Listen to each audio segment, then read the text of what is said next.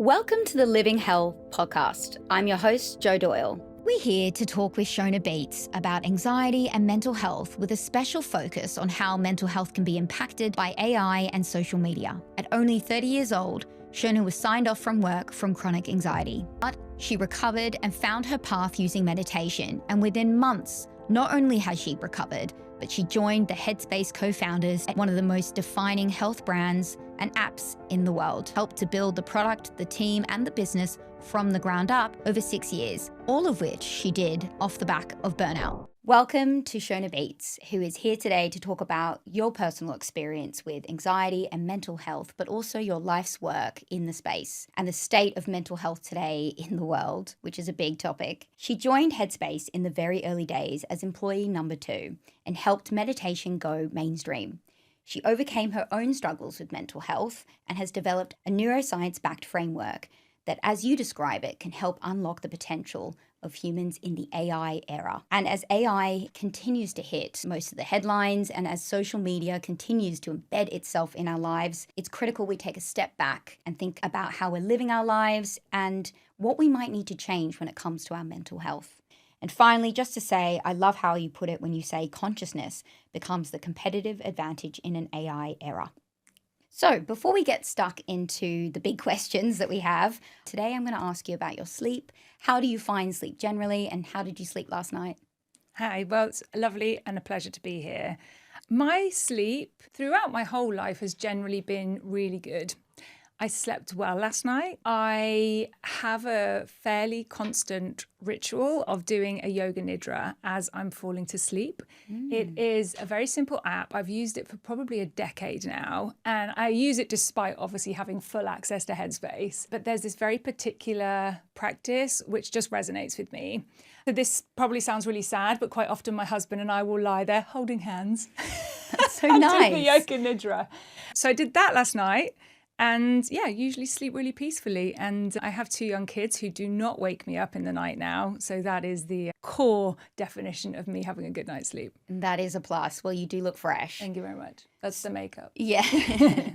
So let's start with a bit about you in your words and your career and maybe life leading up to what you're working on now. Okay, so right now I'm an executive coach. I keynote speak. I am a board member of 2 incredible mind health, sort of mind tech brands, really. And prior to that, I, as you mentioned, was at Headspace. So that is probably the most defining part of my career. And prior to that, I was an events producer. So the journey was interesting because it was that part of my life which actually brought me to burnout, which is what brought me to meditation, which is what brought me to Headspace. And now beyond Headspace, really, I think dealing with hypergrowth, dealing with, the unknown when you're building something that is brand new and it's a sort of market defining category. There was no playbook for what we were doing. When you combine that journey with just before prior journey of burnout, I think that combination was extremely interesting. And I learned so much from that, which is what I now share, either one-on-one when I'm coaching or in keynotes or a bit more broadly like this. Amazing. And now I want you to tell the story that I actually heard when you spoke on stage at that Female Founders event about that time in your life where you didn't even realize maybe that you were going towards burnout and that you were on autopilot. Can you sort of talk us through that? I absolutely can. So, I'll give you context of age. I was 30 years old. I essentially had, as far as I was concerned and aware at the time, ticked the boxes of life, should we call it. I had a nice job, I was earning good money. With that job, it looked very glamorous on the outside. I was traveling the world, I was getting to meet lots of different people. It was super fun. I bought a house, I had good friends. On paper, everything was all good, thumbs up. But what I probably didn't notice at the time is my body was not in a good place, but I wasn't noticing it day by day. Or maybe I was, but I was just shutting it down. So I was living my life as per normal. And one day I went to speak in a small room, probably about the size of this, We were practicing a pitch for a very, very big company, and we were looking to secure their business. And I'd kind of roll down in the morning. I think I got the train. I was going to Berlin afterwards to go and see a friend of mine and go for the weekend. So I stayed the night in this hotel, and I went down in the morning and I stood up to do my bit of the pitch. The slides were up here, and I went to speak and nothing came out of my mouth. It was the weirdest experience I'd ever had. Essentially, the room felt like it shut down. I almost couldn't take my eyes off the screen. It was like they were fixed. And it was freeze. It was total freeze. And yeah, I couldn't do anything. I couldn't think. I couldn't move. And then I remember two thoughts coming up into my mind eventually. One was, oh shit, there's two people looking at me right now. And I could kind of feel them looking at me. And the other thought was, get out of the room. But then the next thought was, that's weird. But this whole thing just happened in this like absolute moment of freeze. Eventually, I felt like I came back online. Maybe that's the best way to describe it. And I just sat down. Like that was almost all I could do. I sat down and kind of brain got a little bit back into gear. And I said, obviously I was like super embarrassed and like totally weirded out. And I said, I actually didn't drink coffee at the time, so I don't know where this came from. I said, oh, I think I've just had too much coffee today. Like, do you want to do your bit? Do your bit first. And then I excused myself and went to the bathroom. But after that, I just cracked on. And like that phrase, just crack on, was like a classic phrase of mine, and I used it all the time. So I just cracked on. I went to Berlin. I don't even think I told my friend about it when I got there. But essentially, it started to happen repeatedly.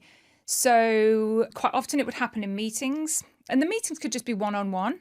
So there was nothing threatening there. There was nothing like difficult going on, but I would be talking and like, it was like a little flick would happen in my brain and the whole room would start to zone out. And obviously when that happens, you're not in executive function. I can't hold a conversation with you. So I would make excuses to go to the toilet, which was, again, it was so weird because I would do it at strange times. So somebody would be talking and I'd be like, I'm really sorry, I've just got to go to the bathroom, which, you wouldn't do normally. But I was getting by. I was sort of managing to kind of mask, I would say, what was going on. This probably happened, I don't know, maybe like 20, 25 times, possibly more, over the period of about 3 months, I think, from that first experience to the final experience. What I mean by the final experience was there was a day that I was due to get up for work, and I knew that day that I would be presenting to the team. I can't even remember about what, but I went to get out of my bed and something happened, or physically the sensation in my body was like a tidal wave of I can't. Like, it was just like, no, I can't. It was like I'd lost the battle, like I'd lost the battle of masking. Once that tidal wave kind of came over me, like, whoom, like I just fell into tears. Yeah, like really profound feeling of tears and letting go. But it was letting go into a place that didn't feel great. It's like rock bottom on the floor, like all of that, like quite heavy sort of feeling. Interestingly, and I don't talk about this much, but this is significant, I think. When it happened, I was in my bed and my radiator was hit and the light was shining through the blind, and it created like a series of circles, which, funnily enough, now when I look at like moons, I feel the same resonance. And there was something like in my intuition, or whatever you want to call it, that saw that and it said, you're going to be okay. Like there was just this thing of like, you're going to be okay. And I took a picture of it, which I've lost, annoyingly. I'd love to find it again. It might come back at a strange time, though. I hope so. But in a way, it's also like I can see it in my mind when I shut my eyes. So that was, the start of something profound and very exciting. And what I would say is that was a turn in my life that, without question, looking back, has been the most profoundly glorious turning point I've ever had. I almost feel excited when I talk about it because I'm like, oh, thank God that happened. I love the way you talk about it. And actually, I want to ask you, because it sounds like, because you'd never had it maybe quite like this before, you didn't spot the signs. How would you describe you as a person before that big moment? I was entirely highly avoidant of being present. So I did not sit still. I was constantly busy, and I wore that as a badge of honor. I wore that as a badge of being successful, being sociable, being interesting, being somebody to be interested in. I didn't ever stop. I remember my diary was always full. Like, my job was insanely busy and really, really high adrenaline. And when I look back, I was addicted to loads of things because I was constantly seeking a dopamine hit. I was constantly seeking a feedback loop that made me feel good. Because now I look back and I see what happened. I was completely ignoring my body's signals, going, yo, slow down, or like, yo, take a breath, or yo, that stuff that happened that you haven't actually processed or fully cycled through your body. Like, it's still in you. But I was just like, la, la, la, la, la, la, la.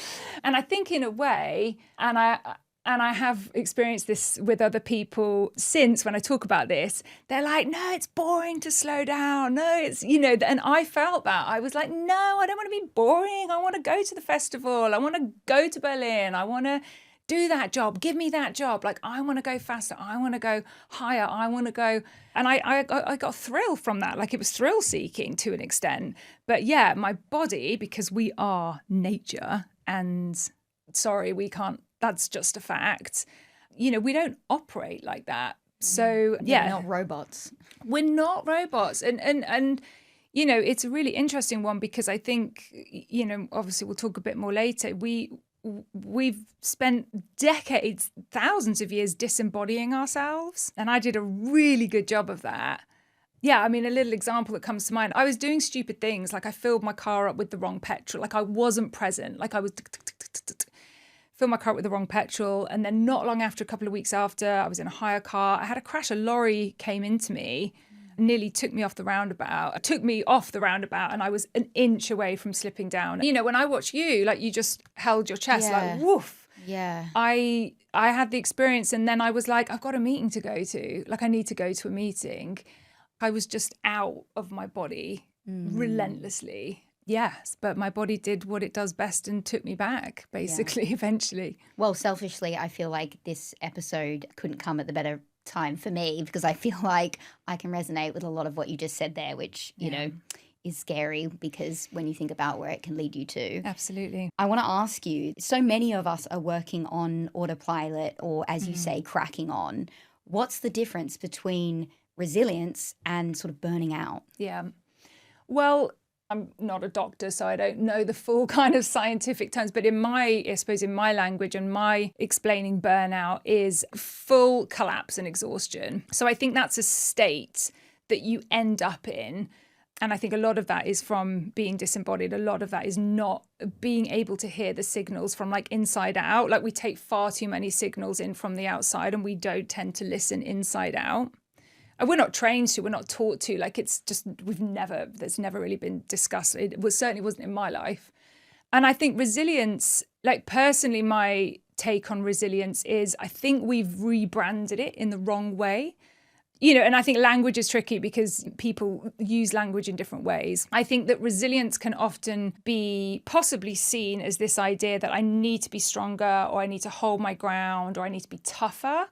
I need to get through this. But resilience, actually, if you look at the definition, is about being able to, like, cycle through a process. It's the ability to experience something and then fully go through that and come out the other end of it. So resilience is actually this continuous loop of embodying something that happens to you and then being able to show up at the table again. But I think in this day and age, we often feel like resilience is like, hold your ground, like, stand with the wave. But maybe my description of resilience would be the wave knocks you, like, I'm imagining it, but you get knocked by the wave, but then it is the process of then coming through that and getting back up. And I think that is ultimately the thing that builds resilience. It's a sort of knowing how to do that sort of loop. And the more you do that, you get better and better at it. And that becomes almost automated for you. I don't... Personally, having looked back at my life, I don't think it's like hold your ground, hold your ground, hold your ground. I'm not sure that, to me, is the right description of what resilience is. Yeah, so experiencing that knock rather than ignoring it. I would say so, yeah. I don't think it builds the muscle of being able to bounce back. Yeah, that's so true. And that actually makes so much sense in the way that you sort of explained that. Now thinking about the signs at the time, the signs of burnout that you sort of realize now that you didn't notice. Yeah. Like sort of almost symptoms that you might have had. So the one I've remembered the most, the one I vividly remember, was a feeling of crawling up my back. So, if I think about it now, because I'm so sort of far from that now, it was a tension. It was like a really solid tension up my back, but it almost felt like it was pulsing. Like it felt like it was coming up and through and over my neck. I mean, really, as I'm saying it now, it's probably the vagus nerve like on fire. But I could feel it. Again, when I think back, I felt it, but I didn't know what to do. Like, you've got to remember, I was 30, this is 16 years ago. Like, a lot has changed since then in what we understand about our human bodies. A lot has changed since then, relating to what we understand about our minds. Even when I think back, because again, I wasn't really exposed to that much social media at the time. I was, but it wasn't like your primary source of information. So yeah, like it wasn't talked about, there wasn't language about it. And also I think it was a shameful thing to talk about. Yeah, very taboo. Yeah, very taboo. So I think one, a severe lack of education, and two, a fear of what people would think of me if I was to talk about it in that way, especially at work. You want to be successful and you want to be the best you can be, which, when you can hear in me saying that it is just a block out, and that is not how the human body works.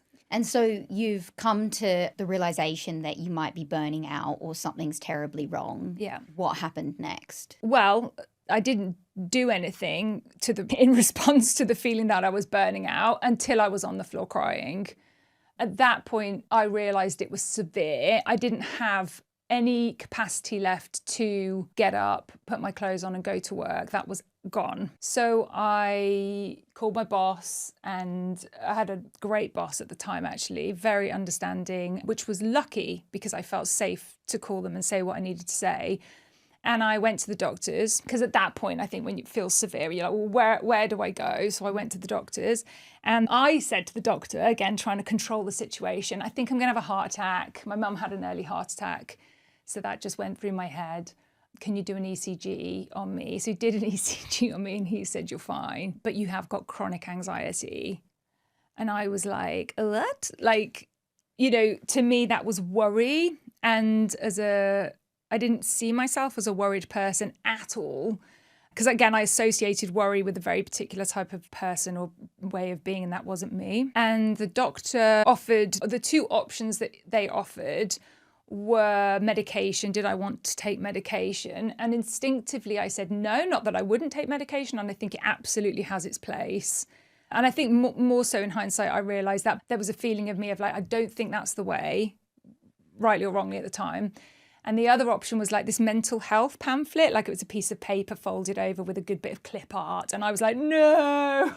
I was like, no way, I'm not that person. Again, probably I was, but obviously didn't want to go down that road.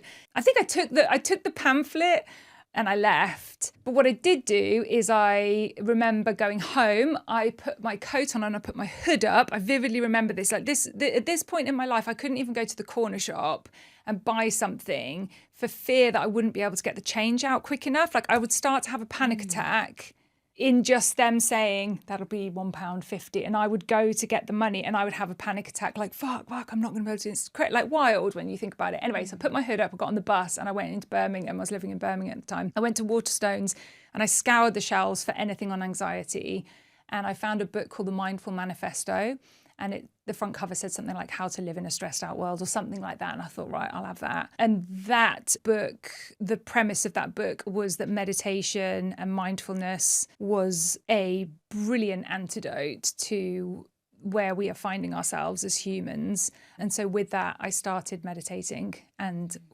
that was a game changer. I mean, that must have been terrifying. I know myself, like having anxiety and that can be quite crippling. You just sort of feel like it's never going to end. Yep. And you're so desperate to try everything and, listen to everything and read everything. Can I tell you the most profound thing, though, I want to say about anxiety? There is nothing to read or try with anxiety. Even though I was meditating, which I think was doing part of the work, and I was still, even when I started at Headspace, I was still having panic attacks. I would go into big meetings and I was occasionally having them, or randomly on the bus to work. Usually with anxiety, you actually have to get closer to it. The more you resist it, the stronger it becomes, because normally it is a fear or something you have begun to worry about. Instead of sort of processing that loop fully through, it's like staying with you. And then the more you resist it, it just stays, it ultimately grows stronger. You have to fall in love with it, which just sounds so counterintuitive. And actually let it exist in your body. There's some really interesting practices you can do where you actually expand the feeling. And actually in expanding it, you may find you get more alchemy from it. It will start to alchemize in its expansion more than if you try and I'm just going to try and just shove that there. Your body is telling you probably need to kind of push something through. I'll give you an example. When the burnout happened and I was like, I need to throw everything at this. Obviously, I'm not a changed person. I'm going to try and do everything to make this go. But the things I was choosing were yoga every day. I was going for a massage once a week. I stopped drinking all alcohol. In my mind, I flipped the money that I spent on alcohol for massage. I started journaling. I started just from free writing. I wouldn't be able to read back the words that I was writing, but instead, and I wrote books. I mean, I just honestly let it flow. And I think that's another thing looking back that I wasn't doing. I wasn't really being honest with anybody. You were who you were at work. You were sort of who you were socially. You were who you were, Facebook was bubbling at that point. Did I look good in that photo? All of that was starting in my life. So I'm writing like a mad woman, but it's all alchemy. It's all alchemy. It's all moving it. Okay, let's get closer to this thing. What is this thing? Why are you bothering me? Why are you here? What do you want? What do you need from me? And then I did start therapy. And interestingly, I actually chose a therapist who was also a Buddhist. He was a practicing Buddhist. And so a lot of our conversations were inevitably, they were therapeutic, but they were also around the philosophy of Buddhism. And there was a moment in a session with him where I said something like, I was talking about my parents, because my parents broke up when I was 18, and I didn't ever process that fully because I had to step up. I was the youngest, but I had to step up and survive. Yeah. And really, when I track back, a lot of the anxiety had come from that, which was 10 years prior, 12 years prior. And I said, there's nothing I'm not scared to tell my dad. And I kept gibbering on in this session. He sat there and listened. And then at the end of my gibbering on, he said, can I just go back to that thing you said? He said, there's nothing you're not scared to tell your dad. I went, yeah. And he said, that's really interesting use of language. And I was like, what do you mean? He said, well, wouldn't the sentence be, there's nothing I'm scared to tell my dad? And I was like, oh, yeah, I'm really bad at English and what have you. He goes, yeah, but it's interesting. Try and say that. And I went to say it and said, there's nothing I'm scared to tell my dad. And as soon as the words I'm scared, I could feel it in my body right now. As soon as I said the words I'm scared, poof, it was like, fuck.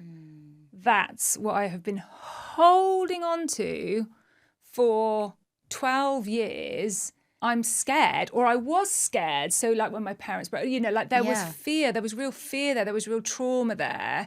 I hadn't recognized it as trauma. My parents didn't even have an argument before I then had this experience where my dad sits me down and tells me that, he's going to leave home.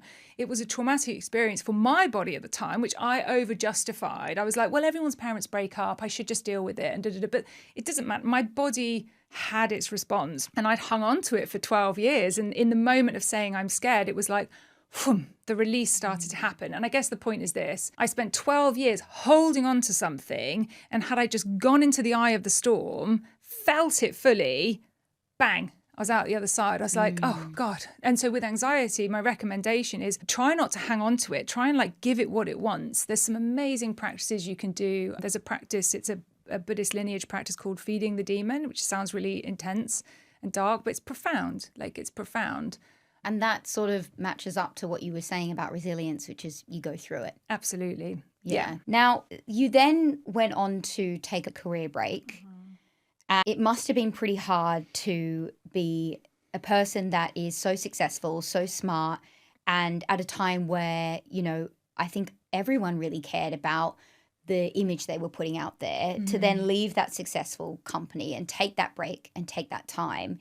You know, how do you feel about that now, and how did you feel about that at the time? So when I left Headspace, the journey had been 6 years of, well, you know, it was really funny because when I left, there was a woman from Facebook who had come and was doing some work, and she was talking about like my career in tech. And it was just so bizarre for me to even hear that language, because I didn't go into Headspace because it was a tech company. And I, you know, the startup world, which I'm in all the time now, is, you know, amazing and profound, and I love it. But I didn't go into it for like the startup world. I went into it because this practice had fundamentally changed the way I live my life. So the passion and the commitment and the perseverance which you need in a startup was absolutely like from deep within my soul out.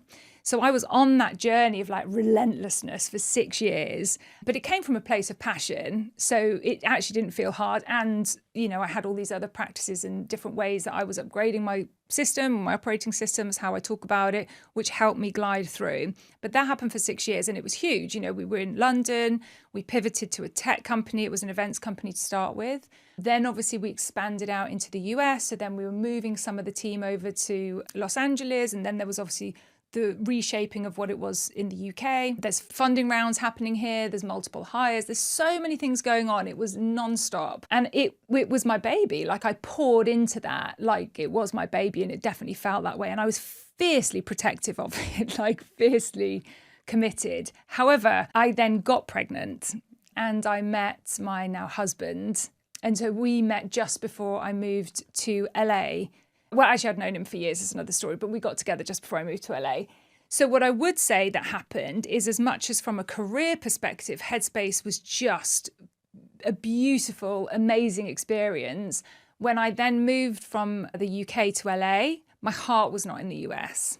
And that became a tension for me because my heart was in the US with regards to Headspace and the vision and the mission that we had and the impact that we wanted to have in the world, and that was happening. But my heart, when it comes to family and community and connection and social connection, was not in the US.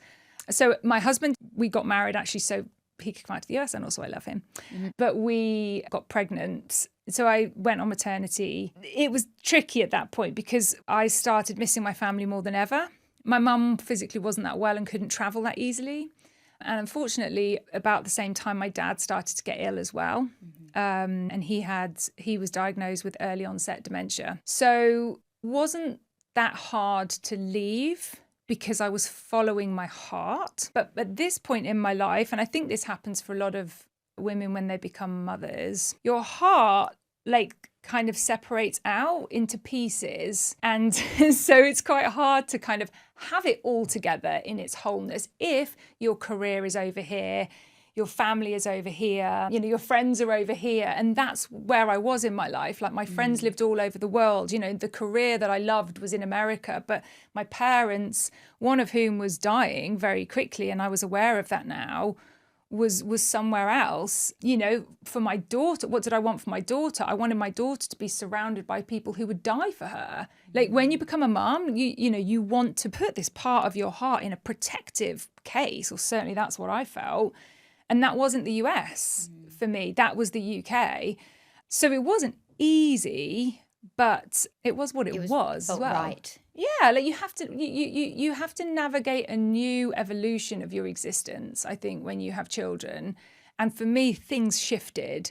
And it is weird because you sort of have to start to look at your whole life and reshape how you show up and you feel about things. I think what I reconciled with is by the time I left Headspace, it was beyond being a teenager. It was 18, you know, like it was through its baby years. It had been formed. It was solid. It had this incredible team of far more intelligent, professional, people that knew what to do with it in the right way. So I suppose now I'm a mother, it felt like, yeah, I can go. This baby is not a baby anymore, and it can absolutely exist without me. Like, it was tough, but a really tough moment of recalibrating perhaps what was important to me for the next 10, 20 years of my life. Yeah. On to the next section, which is the state of the world right now. Small question.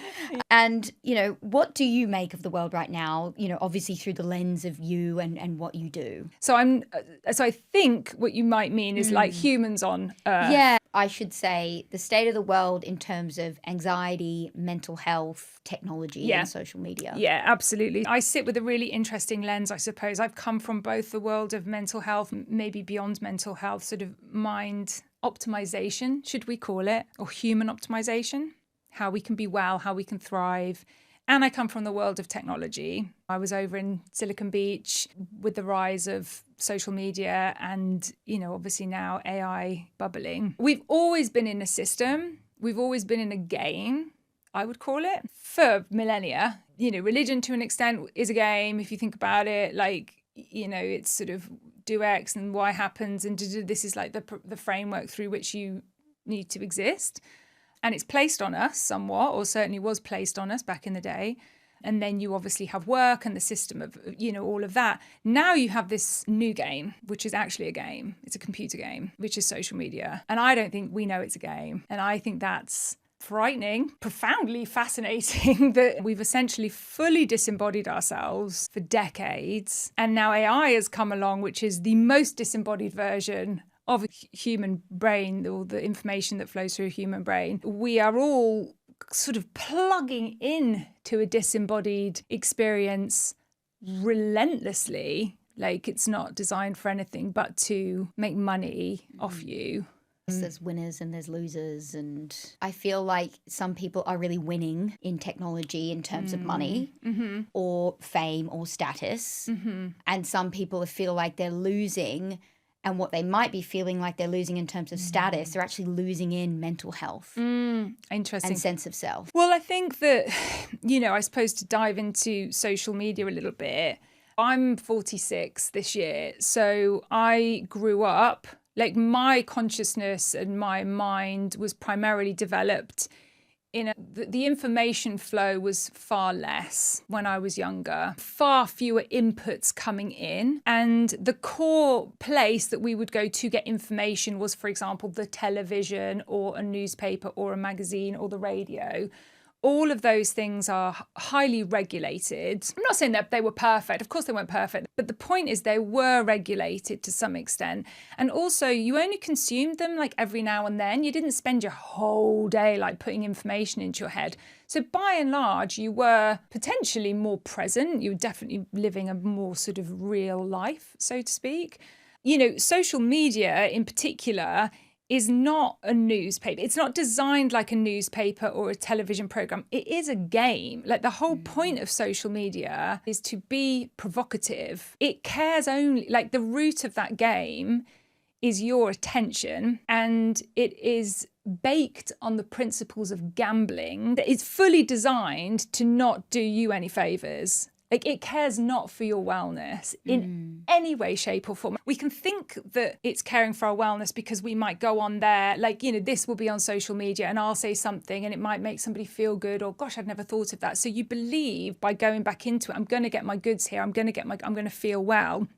And arguably, if you had a purely curated set of information and you only consume that, then yeah, maybe you might feel better. But that's not what social media is designed to do. Social media isn't designed to feed you all the things that are good for you. The algorithm is designed to feed you what is provocative. So actually the things you really need to know might be over here.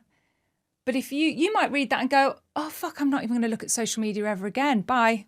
Peace out, which, by the way, is what I did for a number of months, and I'm going to finish by telling you to do that, everyone. It is designed to be provocative. I think we have a chronic cognitive dissonance with that. I think even though we know it, we just can't help ourselves because it's addictive. It's like crack cocaine covering the entire world right now. Yeah, and you used to care probably about what your community, about what your friends and family thought of you, but now people care about what the world thinks of them, and that's a lot. It's not real, like there's nothing real about it. And when I say real, and this is my point about disembodying, if I have an argument with somebody face to face, I feel them, right? You're attuned to that person.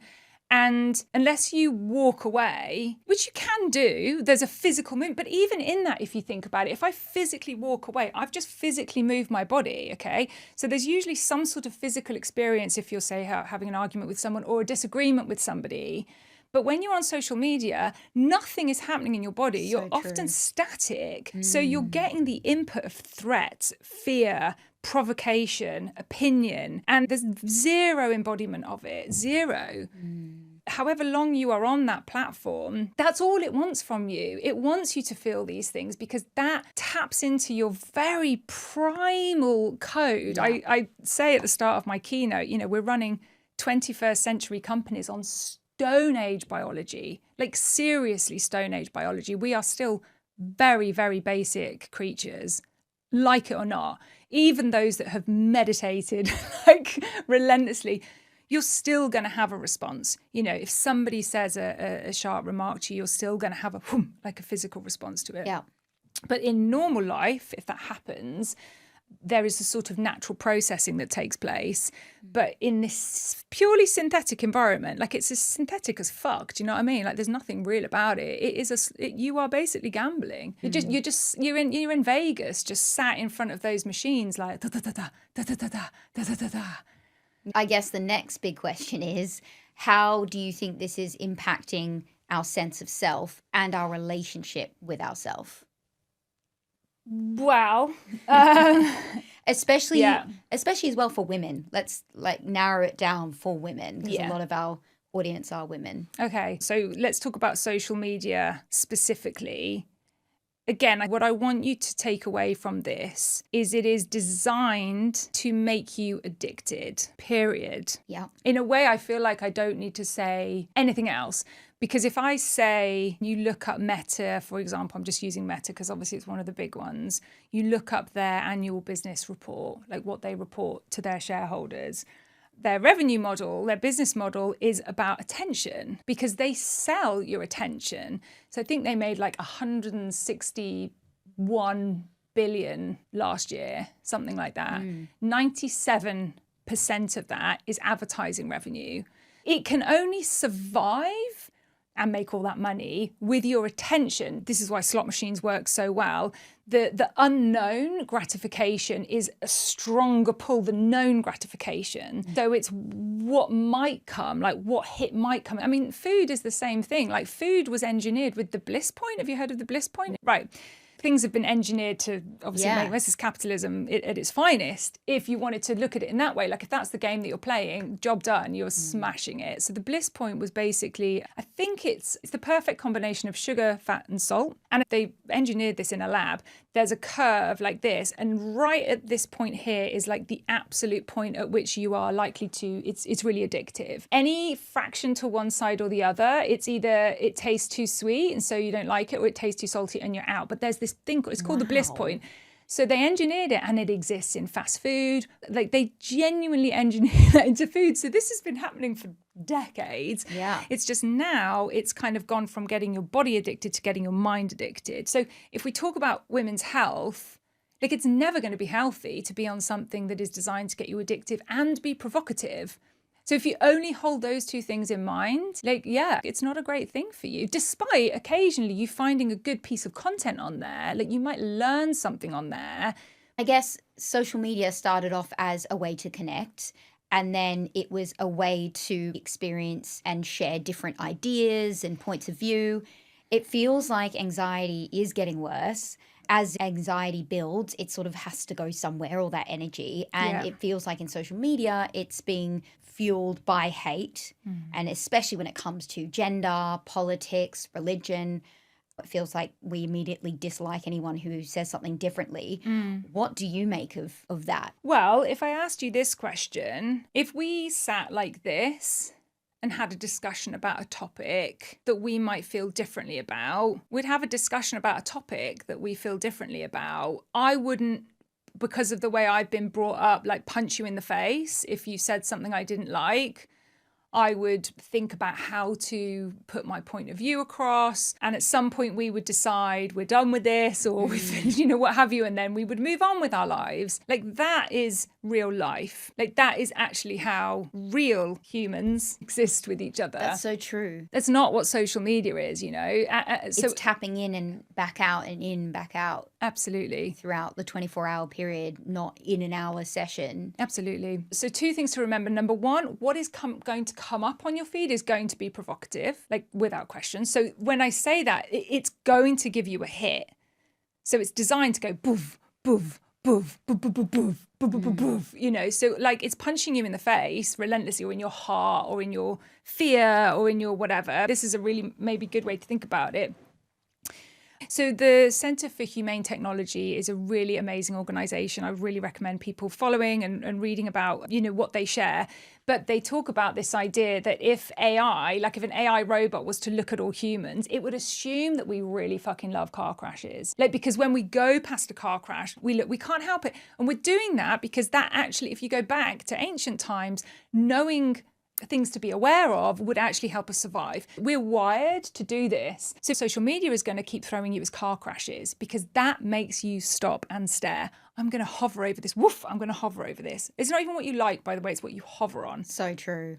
So if you hover on something because you're like, whoa, what, that headline? You've hovered and it goes, that headline grabs her, I'm going to give her more of it. So all you're doing is you are feeding yourself with shocking headlines, and it might not feel shocking because it might be about health. It might not feel shocking because it might be about climate change. It might not, in a good way, like I'm going to support this. It might not feel shocking, but it is just there to grab your attention. So, anxiety, of course, all these things are going to start coming up in your body because you're throwing information into your brain and you're not doing anything with it. Yeah. Feels like because of social media, the sort of trend of mindfulness has maybe lost its meaning, or maybe that meaning has evolved. What do you think it actually means to be mindful?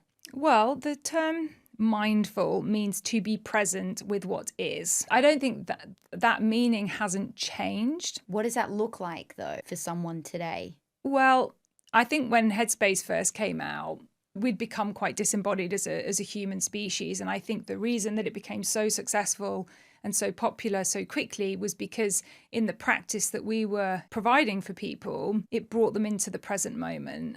And I think for many of us, and my own journey including, that was something that we had not experienced. We were not experiencing on a regular basis.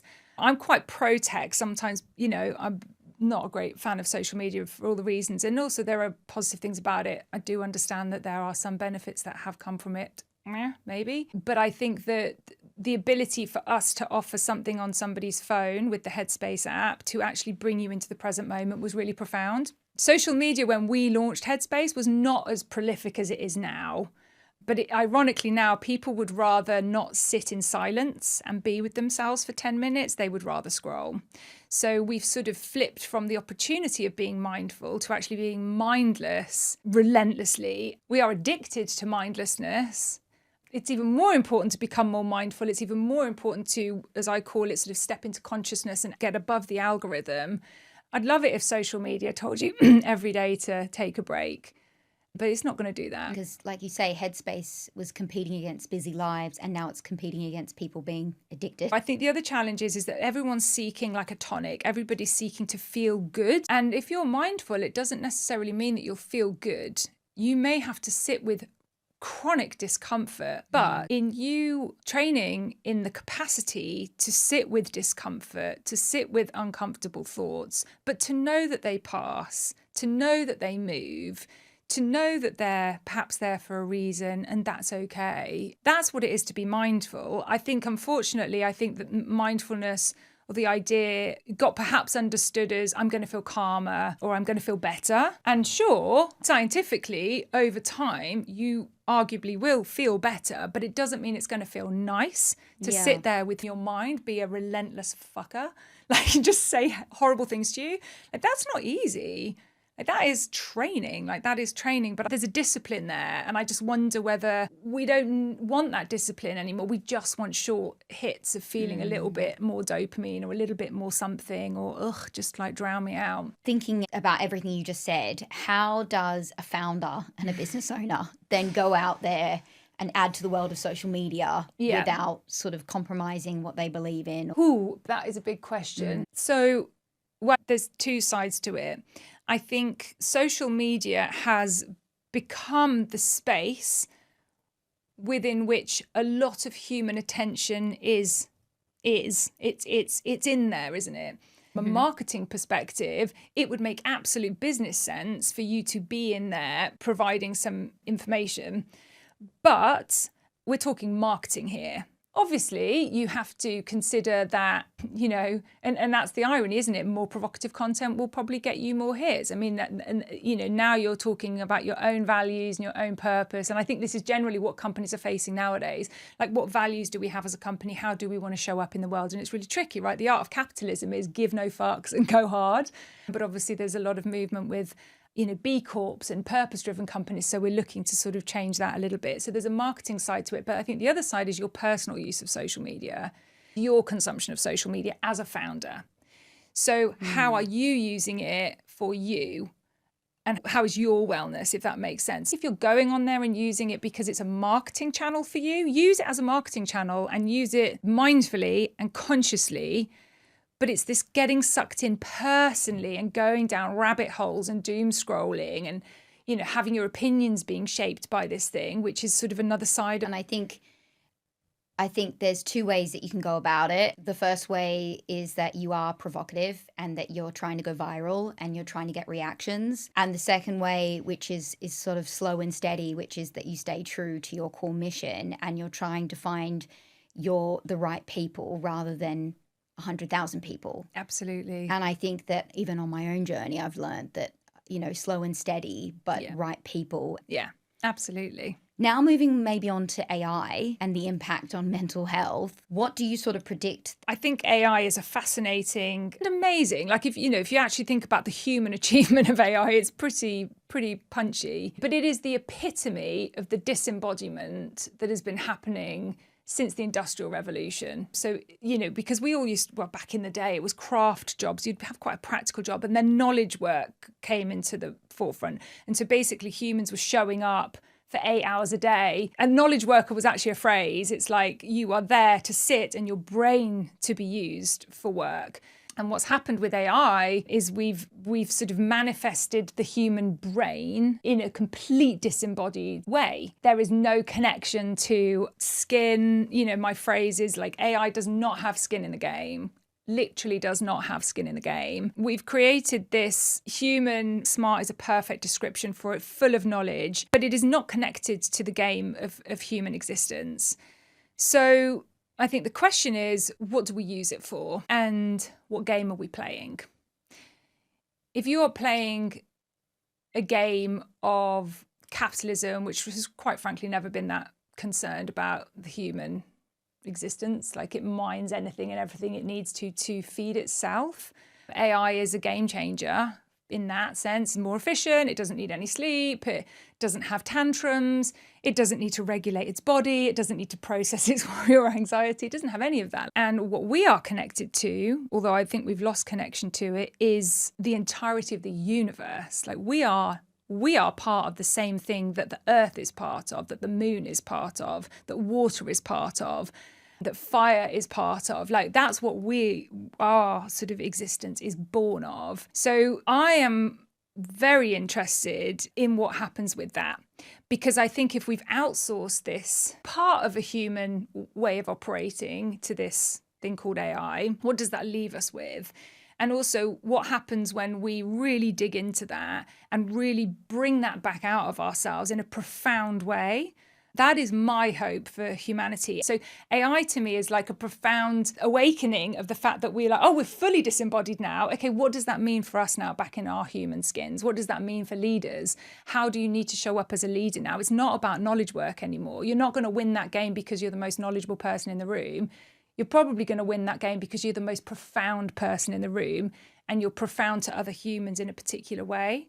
This is why I do a lot of the work I do about really tapping into your own consciousness and getting above your own algorithm, because we have layers of our own algorithm anyway. We have our survival code, we have our conditioned code, and then we have the code that's coming to us from either social media or AI or Google or whatever it might be. It's potentially more tricky to stay in your own consciousness and above your own algorithms. It's because it sounds like a person, it feels like a person, and you can get into conversation with it in a way that you wouldn't with, say, Google search previously. But ultimately, it is just data.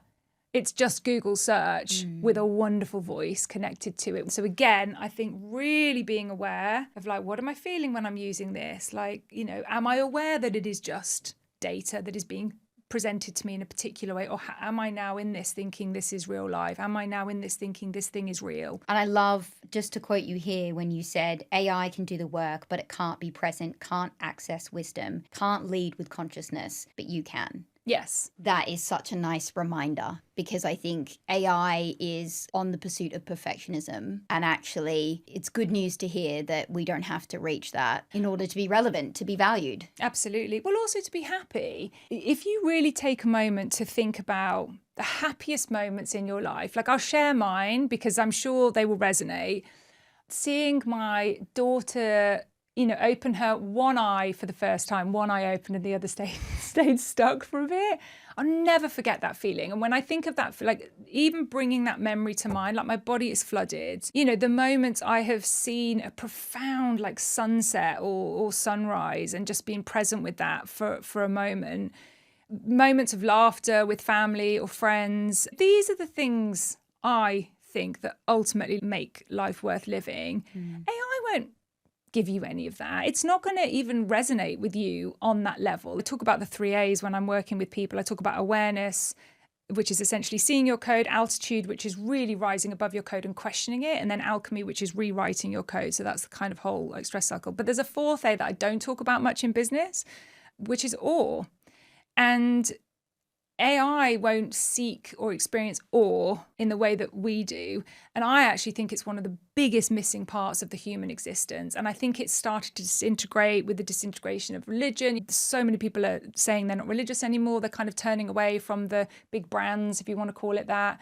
And I think in doing so, to an extent, we are throwing the baby out with the bathwater. I understand the turn away for all the reasons, but I think that there was something that those frameworks gave humans, which actually, it's why they were so successful for so long, were really important to us. This idea of being connected to something bigger than you, and this idea of being able to rise above daily life and sort of feel that connection to something bigger than you. There's an amazing book called The Awakened Brain. Lisa Muller, I think is the name of the author. And she studied the brains of people who either said they were religious and they had a sort of profound relationship with that religion, or they were spiritual but not religious.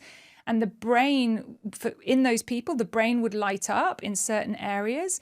And those areas were the opposite to the parts of the brain that were not lit up in people who were depressed. Wow. So her sort of hypothesis and her sort of summary is that we're wired to be connected in this way, but I think we've lost that dramatically over decades. It is going further down. Yeah, I think AI will make us more anxious and depressed. I don't think it is. Just based on what I know about what scientifically makes us well, which from my experience, being present, being mindful, and then obviously if I take that into account that I just shared, being connected to something bigger than us, which is real. I don't think AI is going to do any of that. If, you know, take my story of anxiety. If I didn't know, you know, like I didn't know. So it depends how we're educating humans to exist. It depends how much awareness we are giving the next generation. And unfortunately, from what I've seen, is that's not been the case. We've thrown social media into the hands of kids with no regulation, knowing it's crack cocaine. But again, it's not surprising. Look at the food industry. You know, look at how long it took to even get sugar listed on American food products. Yeah, I mean, just looking at Australia and that ban for social media, I'm really pleased to see that. And I wish it would come into effect in more places, really. Well, it is in conversation right now in Parliament Okay. to raise the age to 16, so we shall see. Yeah. Before we get onto your tips and tricks and advice that you're going to leave listeners with, which is founders and leaders. So you work with top execs and founders. And as a founder who recently went on holiday and really struggled to switch off, you know, you have the guilt of not working and then the guilt of not relaxing. What advice would you give to founders, maybe especially female founders?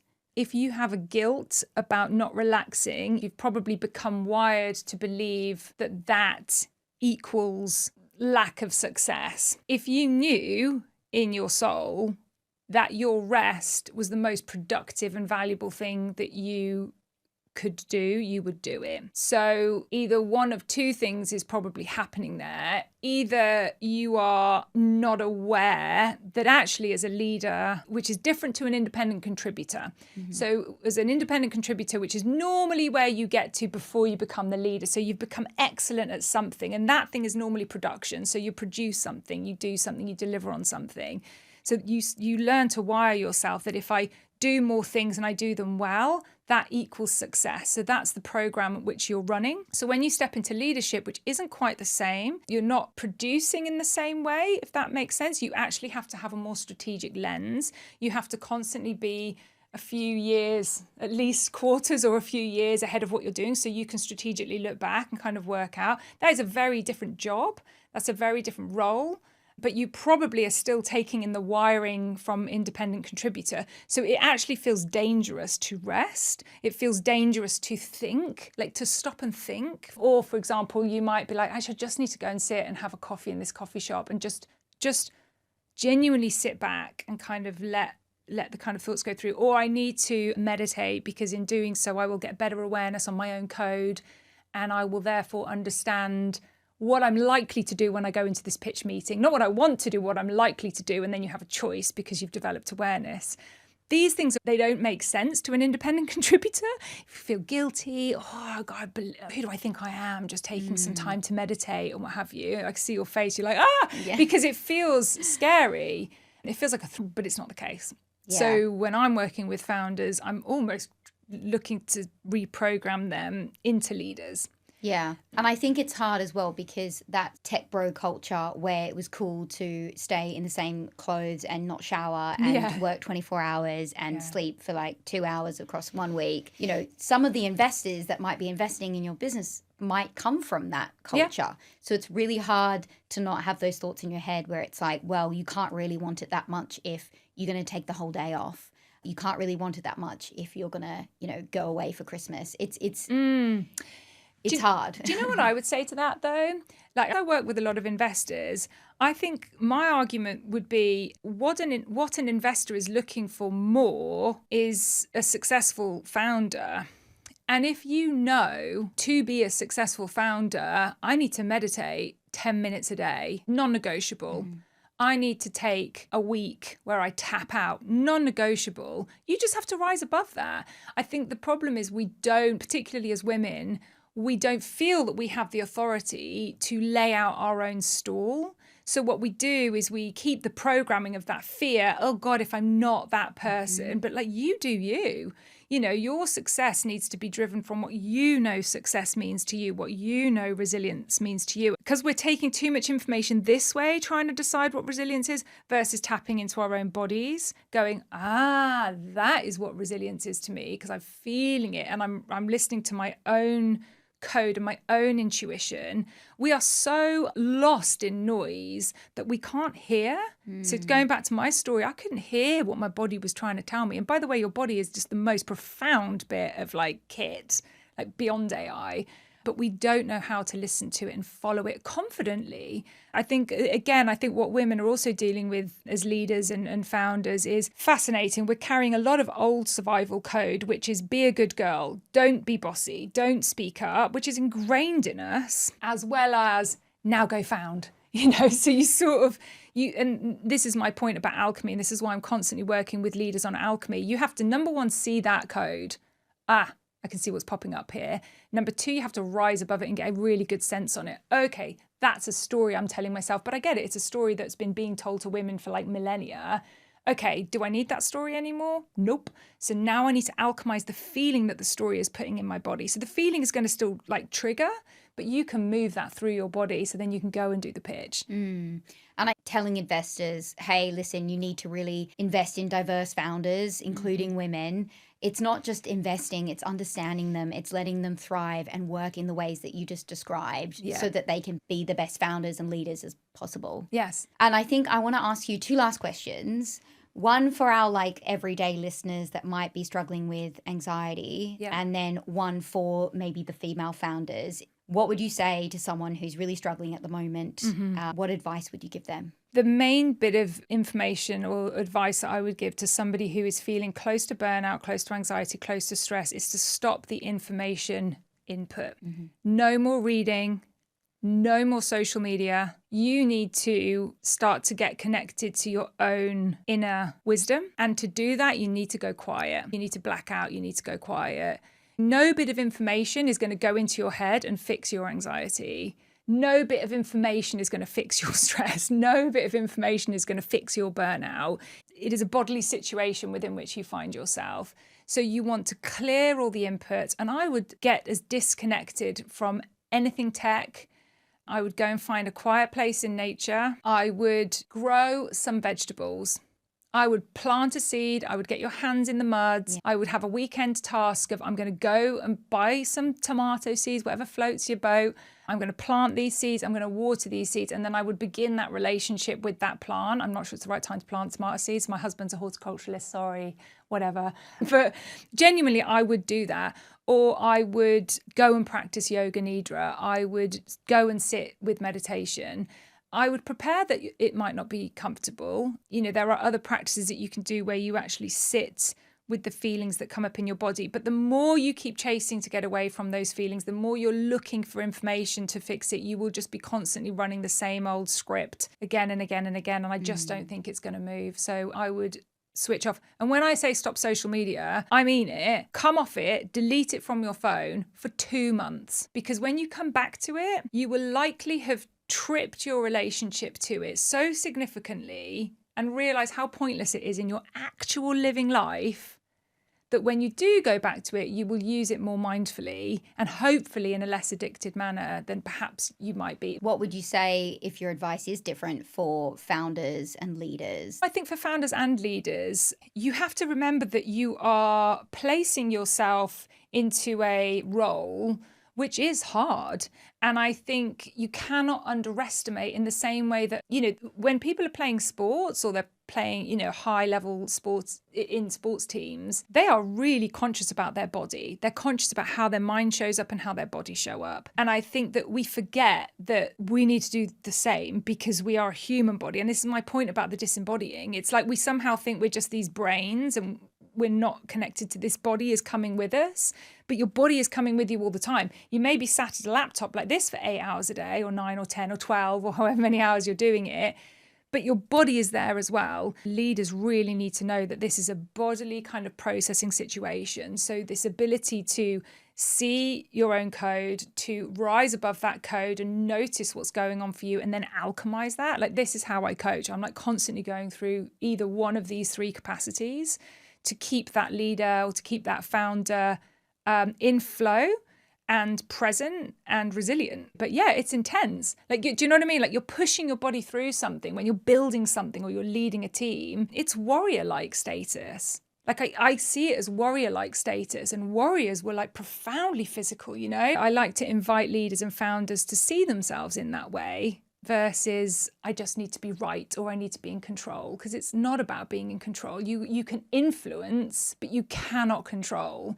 And just so I understand, can you define what you mean when you say code? Yes, I'll give you an example. When I was at Headspace, I was meditating a lot. So obviously when you sit and you meditate, the art is that you're observing your thoughts and your feelings, but you're not trying to change them, but you observe them. And so you start to see the types of thoughts and feelings that come up quite naturally when your mind's just doing its thing. So I was doing that a lot. But there was a day that I had to go and pitch to an investor. It was my first time doing it. I knew I was going into a room of about 20 guys. I was going to be the only girl there. And I was walking there and I was fully prepared. You know, I'd done all my research. I'd got all my information. I'd put all the information into my head and I was walking there. But I was starting to freak out. And I could see I was freaking. I could see the thoughts, bang, bang, bang, you're not good enough. Oh my God, you're an imposter. You shouldn't be doing this. They're going to see right through you. You're a loser. La, la, la, la, la. You know, like, and I was like, I can see it all really, really vividly, but it's not like changing how I feel. So I pulled into like a shop window and I closed my eyes and I flipped the story. And for a moment, I did a visualization and I closed my eyes and I imagined every male role in the world flipped to a female. And I imagined every female role in the world flipped to a man. Not that that's how I think life should be, but I do think balance is key and we don't have balance. I did a hardcore flip because I wanted to hardcore flip my code. So my code was, you don't belong in that room. You have to fight for your place in that room. You need to be a good girl. You need to be careful you don't show up as too bossy or too confident because that's a fear. I could feel it all. And that's old code. Like I wasn't going to change that in that moment. But when you visualize, quite often you can feel into that visualization. So when you give yourself the opportunity to believe that other systems could exist and that would be real and could be real, it flips the script a little bit. And in doing that, like it physically can change you, like either in the moment or long term if you're doing it, you know, over time. So that's what I mean when I talk about our code, is you get to know yourself in your truest form, and then you get really good at being able to play with that for your own benefit, for whatever it is you want to achieve in your life. I love that. Okay, we're going to end it there. Thank you so much for your time. You're I really so appreciate welcome. it. It's been a pleasure. Thank you.